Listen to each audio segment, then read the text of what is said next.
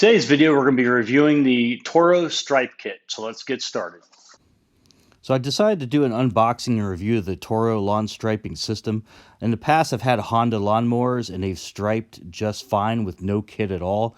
But I recently bought a Toro Super Recycler, and it's a great lawnmower. It has lots of power to it, but it doesn't stripe at all. So here's a picture of what the stripes look like with the new Toro Super Recycler. This lawnmower I purchased in 2020 to give Toro a shot, and it just does not do a very good job striping at all. So I went ahead and decided to buy the Toro striping kit to see if it made any difference at all.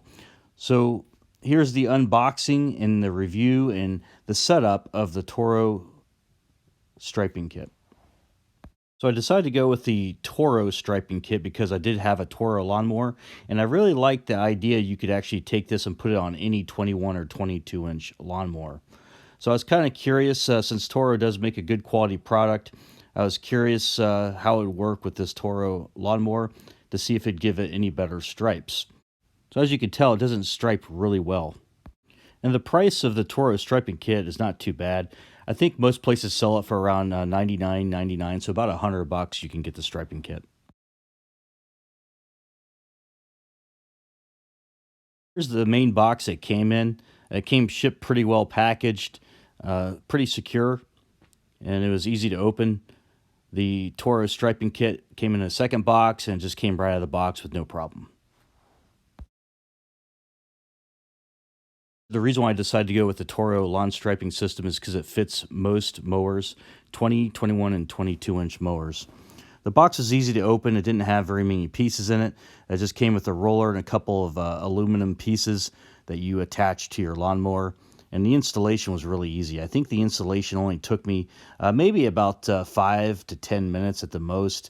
And that's because you have to fill the roller up with sand. It takes about 20 pounds of sand.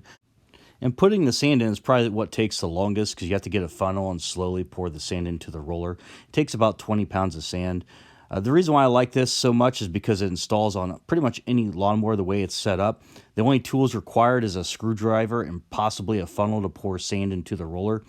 But you just attach this little bracket onto the handle of your lawnmower. It just screws right in, and you adjust it per the instructions of the manual, and the roller just attaches right on the bottom.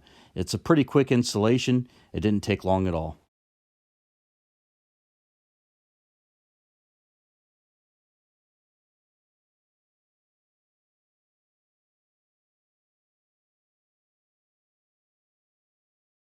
Now I'm just putting the metal brackets back on and attaching the actual roller to the brackets. It's got a little metal hook that attaches the roller to the bracket on, and it just kind of floats behind the lawnmower as you cut the grass.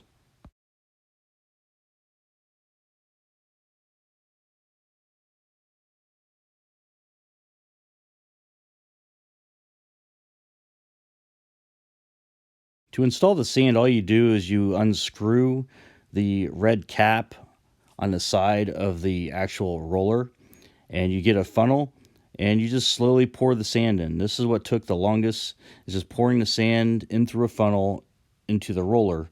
And it takes about 20 pounds of sand. And this process does take a while, so I'm going to edit out some of the video of me pouring the sand in. There's no point of watching 5 minutes of pouring sand into a roller. So I'm going to take out some of the video. Like I said, it takes about 5 minutes to put the sand in alone because it's just a slow and tedious process.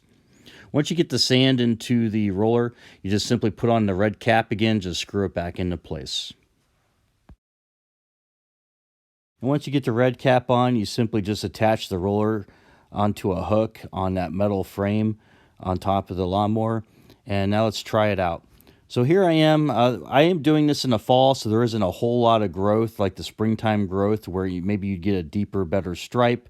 However, you can see with the Toro striping kit, it's not really striping it that much better than what it was with no striping kit at all. There might be a slight difference, but it doesn't really pop like it would if I had the Honda lawnmower with no striping kit on.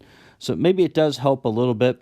As you can see, the maneuverability with the machine is a little bit more limited, but it's nothing that's going to be too much of a distraction. You just have to be aware that the striping kit is on the machine. If you're going around a lot of obstacles, you might want to use some extra caution, because I can see where a lot of wear and tear of going around obstacles with a lot of turns all the time could actually probably wear out that plastic roller kit. So you might want to just kind of go easy with that striping kit on. And now let me show you a picture on the left of the Honda lawnmower, the HRR 216 with no striping kit versus the picture on the right, which is the Toro with the Toro striping kit on. Both these pictures are with the Toro with the striping kit. The left is with wet grass, the right side is with dry grass. So this is my review. I'll let you make your own determination if you think it's worth $100. It was an easy setup, but the pictures speak for themselves.